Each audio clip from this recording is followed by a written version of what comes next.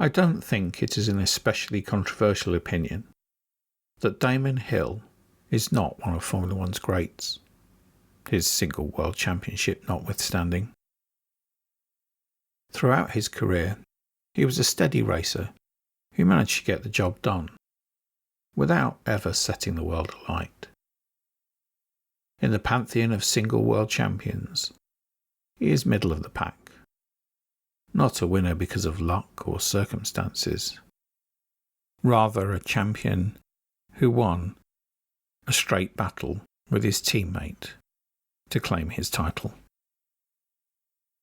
There was one day, though, when Damon reached out and touched the stars, producing what was unquestionably the greatest drive of his career, and one which carried the 1994 championship battle to Adelaide for the last race of the season. In 1994, Damon Hill had been thrust into the role of Williams' team leader after Ayrton Senna's death. And whilst he performed admirably in the role, there is no question that the championship should have been long settled by the time the teams reached Japan for the penultimate race. Hill had not beaten title rival Michael Schumacher in a straight fight all season. And, but for some crazy decision making by Schumacher and the Benetton team at Silverstone earlier in the summer, the title would undoubtedly have already been decided. At Silverstone, for some reason known only to himself, Schumacher decided that he would lead the warm-up lap, despite qualifying second on the grid behind Hill. Whether it was an attempt to intimidate Hill, or to quell the always noisy and very partisan Silverstone crowd, I'm not sure. In any case, passing on the warm-up lap is expressly forbidden, and the penalty has always been a black flag and exclusion from the race. To compound the crime, when the race required a restart after Coulthard stalled on the grid, Schumacher repeated the trick for the second warm-up lap. Once the race actually got away, Hill led from the grid, before being passed by Schumacher at the first round of pit stops. The Benetton team had now been notified that the stewards were penalising Schumacher 5 seconds for the warm-up lap infringement, to be taken as a stop-go penalty. And rather than accept this rather generous punishment, the Benetton team tried to overturn the decision. Having failed to complete the penalty in the required 3 laps, Schumacher was shown the black flag on lap 22, indicating that he had been disqualified and should pit immediately. But Schumacher stayed out as his team continued to argue their case. It was lap 27 before Schumacher eventually served his penalty. After rejoining, Schumacher found that his gearbox had developed problems, and choosing discretion as the better part of valour, Schumacher settled for second place. Except that was not where the matter rested. The FIA disqualified Schumacher from the race for ignoring the black flag. More importantly, they took a dim view of the events at Silverstone around the black flag. Schumacher was banned for 2 races, initially Germany and Hungary, but delayed to Italy and Portugal after Schumacher appealed the decision. In the last race before his ban, in Belgium, Schumacher was disqualified once more, this time after the underfloor plank of his car was found to have worn down too much. Hill won all 3 races, which added to the 6 points lost at Silverstone, meant that Schumacher had given up 36 points of his 37-point championship lead before the British Grand Prix. A win on his return at Jerez for the European Grand Prix meant that Schumacher went into the final 2 races with a 5-point lead. Suzuka seemed to be situation as normal, as Schumacher took pole by a comfortable half second ahead of Hill. The indications were that on race day, he would drive into the distance and extend his lead to the point where clinching the championship in Adelaide would amount to a formality. When race day dawned wet, there didn't seem to be any reason to change that opinion. Schumacher had already revealed himself to be formidable in the wet, and a worthy successor to Ayrton Senna in the role of Rennmeister.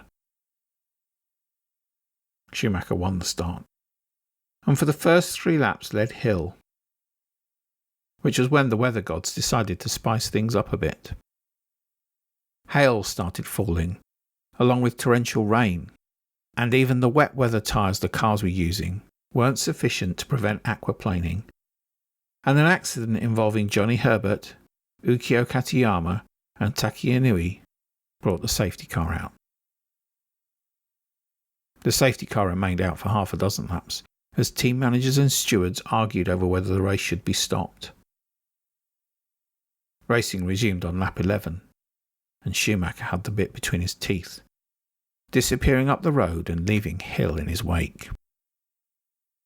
That only lasted until lap 14, when a serious accident caused the red flag to be shown and the race to be stopped. Gianni Morbidelli's footwork aquaplaned off the track at the Degner corner, losing both its front wheels. As the marshals scrambled to remove the car, Martin Brundle's McLaren hit the same patch of water, spinning and sliding to the exact point where the footwork had crashed. The McLaren ploughed into the marshals, miraculously resulting only in a broken leg for one of their number. But the accident could have been much worse. In scenes which would be horrifically mirrored by Jules Bianchi 20 years later, Brundle's car was initially heading straight for the Caterpillar recovery vehicle removing Morbidelli's car. At the very last second, some feature of the surface at the Degner corner changed the car's trajectory, and it avoided the sort of crash which led to Bianchi's death. Brundle freely admitted that he thought he was going to die, and was unable to do anything to prevent the accident which was unfolding. The race was stopped, and after the rain eased, restarted after half an hour's delay, with the result to be decided by aggregating the times of the first and second parts of the race. Schumacher was holding a 7-second advantage from the first part of the race, and still seemed favourite to pick up victory. Just 5 laps after the restart, though, Schumacher pitted for fuel and tyres, showing his hand. The Benetton team had opted for a 2-stop strategy, whilst Hill and Williams had chosen 1 stop. When Hill rejoined after his pit stop 7 laps later, he was ahead of Schumacher, and within 10 laps, Hill was ahead by just over 7 seconds, and was now the aggregate race leader. Schumacher took his second stop with 10 laps remaining and came out 21 seconds behind Hill, needing to gain 14 of those seconds back to claim overall victory. On fresh tyres, Schumacher began to claw chunks out of Hill's lead, and with 3 laps to go had brought the deficit down to just 4 seconds. Hill, however, was having the race of his life, even though he had problems, although he wasn't aware of them at the time. His right rear wheel had stuck on during the pit stop, and rather than try and wrestle it free and definitely lose the race, the team had left the old tyre on. So Hill was now driving on 3 new Goodyears and 1 extremely worn one, which was causing him all sorts of problems. Channeling the spirit of Gilles Villeneuve, Hill fought understeer and oversteer and everything in between, throwing the Williams around in dramatic fashion. Despite the pressure of the championship battle, the proximity of his championship rival, the effects of the mismatched tyres, spray and the back markers, Hill crossed the line with more than 3 seconds in hand overall, taking race victory and keeping his championship dream alive. It was unquestionably his greatest victory. Hill's win for Jordan in Belgium in 1998 and Hungaroring near miss with arrows in 1997 were certainly higher profile races. His 1994 British Grand Prix victory was probably more emotional, as it was a race that his father never won. But I believe in that race at Suzuka, Hill transcended the limits of his car, the mismatched tyres and the weather, and beat a legend of the sport, famous for doing exactly those things.